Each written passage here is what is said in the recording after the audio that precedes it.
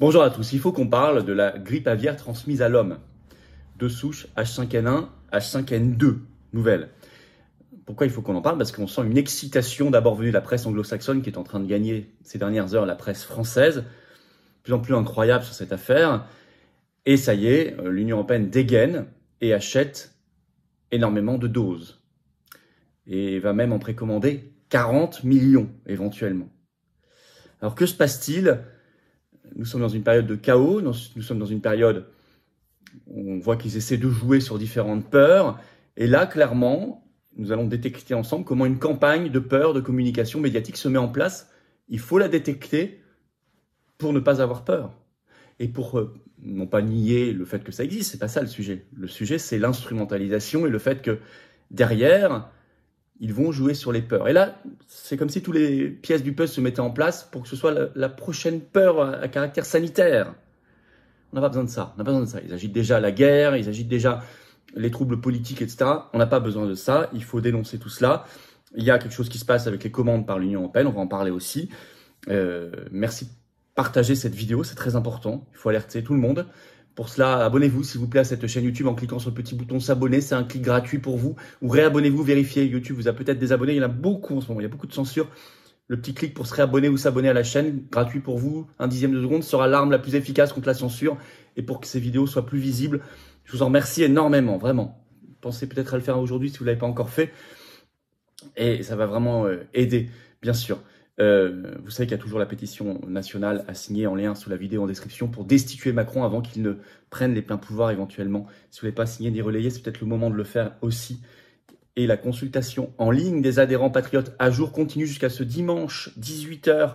Vous pouvez, si vous êtes adhérent à jour, vous avez reçu un mail, vérifiez sinon dans vos spams, écrivez sinon à assistance@les-patriotes.fr si vous n'avez rien reçu, on vous enverra le lien après avoir vérifié votre statut d'adhérent à jour bien sûr. Sinon vous pouvez réadhérer à jour, vous remettre à jour aux patriotes. Dès maintenant, vous recevrez le lien pour répondre ou être un nouvel adhérent, vous recevrez le lien également. Pour adhérer, réadhérer, c'est le premier lien sous la vidéo en description. C'est facile ou c'est sur les-patriotes.fr, mais j'y reviens en fin de vidéo. Alors, on y va. Grippe aviaire chez l'homme. Ça y est, il dégaine. Impressionnante envolée des alertes et des articles alarmistes. Ça arrive en France. Ça a commencé par la presse anglo-saxonne, comme souvent. Hein. Alors, l'alarme. On parle d'abord de H5N1. Alors, je rappelle que ça a été repéré pour la première fois chez l'homme en 1997 à Hong Kong. Il y avait eu 6 morts.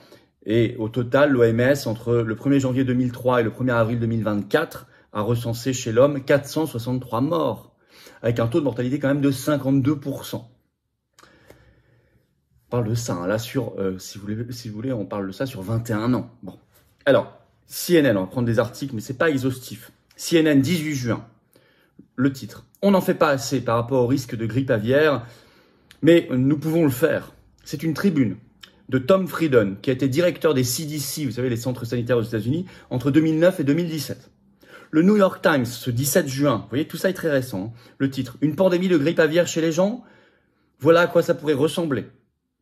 En précisant, il n'y a aucune garantie, je cite, qu'un virus transmis de personne à personne serait bénin, disent les scientifiques, et les vaccins et traitements en cours pourraient ne pas suffire. Bon, je ne sais pas comment on peut créer et semer plus de peur que ça. Mais CBS News aussi, ce 20 juin, le titre « Nous évoluons à l'aveugle ». Les CDC ont préparé des millions de tests de dépistage de la grippe aviaire, mais les experts voient la répétition des faux pas du Covid.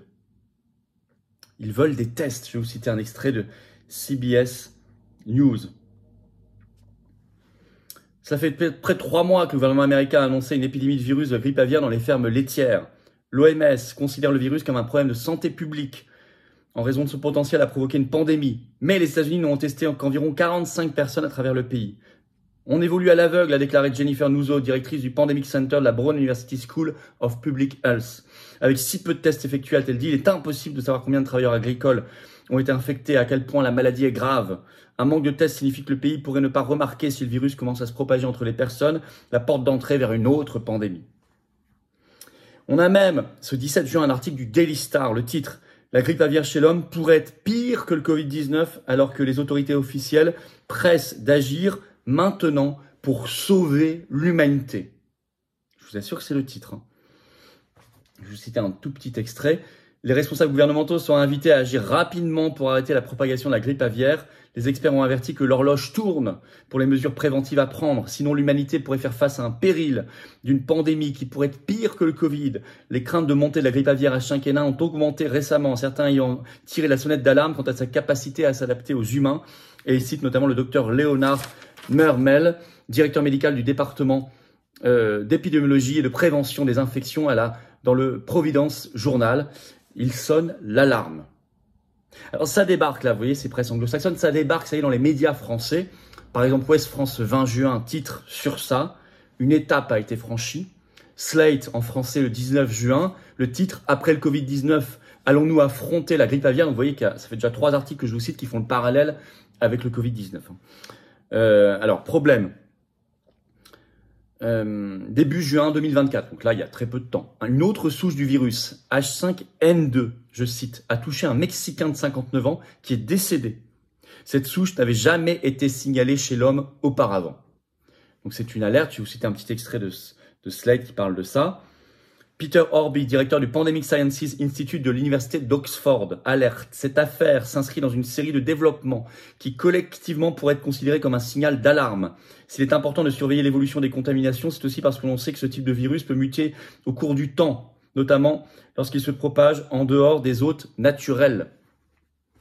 Mais le terrain était prêt, parce que j'ai retrouvé un article du Guardian, qui est toujours en ligne, qui date du 20 avril dernier. Donc avant l'effervescence, avant ce pic de folie là qui a commencé mi-juin. 20 avril dernier.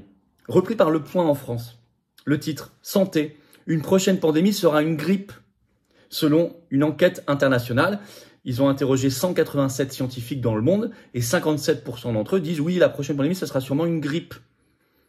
Selon ce qu'on appelle une enquête internationale, on n'a pas plus de précision que ça. Et là, qu'est-ce qu'on arrive, de quoi on parle 2 mois plus tard? Une grippe aviaire. H5N1, H5N2, etc. Mais les vaccins arrivent.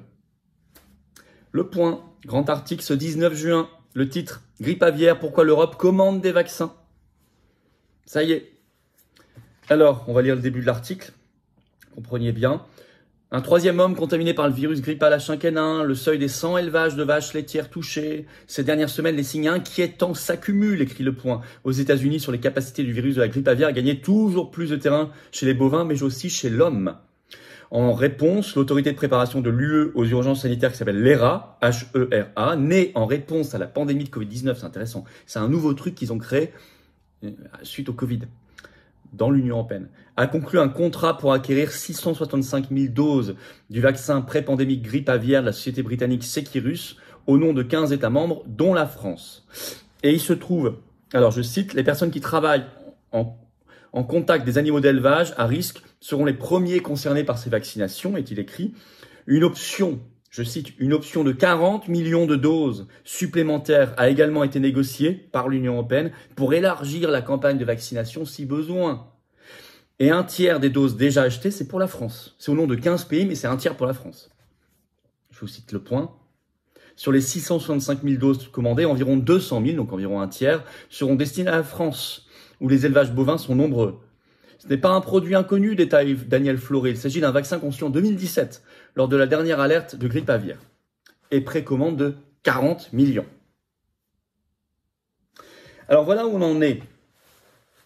Il y a déjà des achats concrets, on va dire sonnants et trébuchants par l'Union européenne, toujours dans les bons coups. À suivre, il y a une odeur de Covid là-dedans.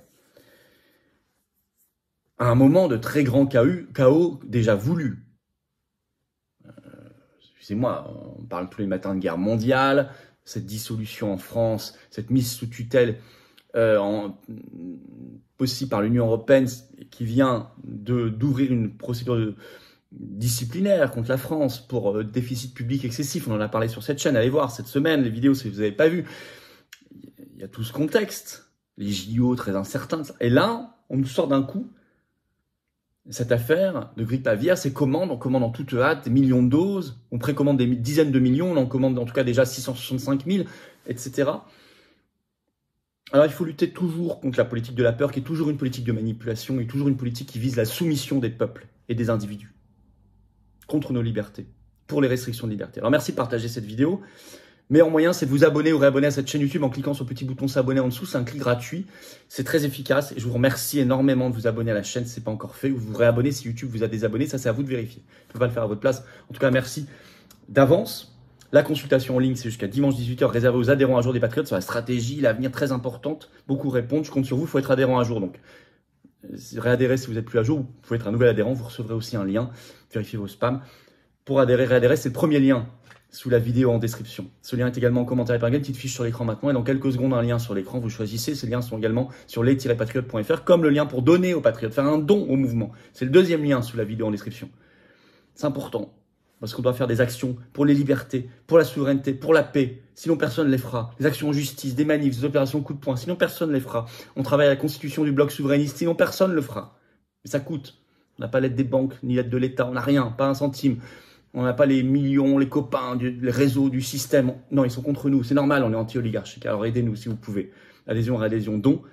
Tout ça, c'est défiscalisé aux 2 tiers de vos impôts. Alors profitez-en. Au passage, en plus de défendre des belles valeurs, de rejoindre un collectif, de vous engager au niveau que vous voulez, au degré que vous voulez, au passage, vous faites baisser vos impôts concrètement. Bah, profitez-en. 2 tiers de défiscalisation. Bravo aux donateurs, aux réadhérents. Bienvenue aux nouveaux adhérents patriotes. Vive la France.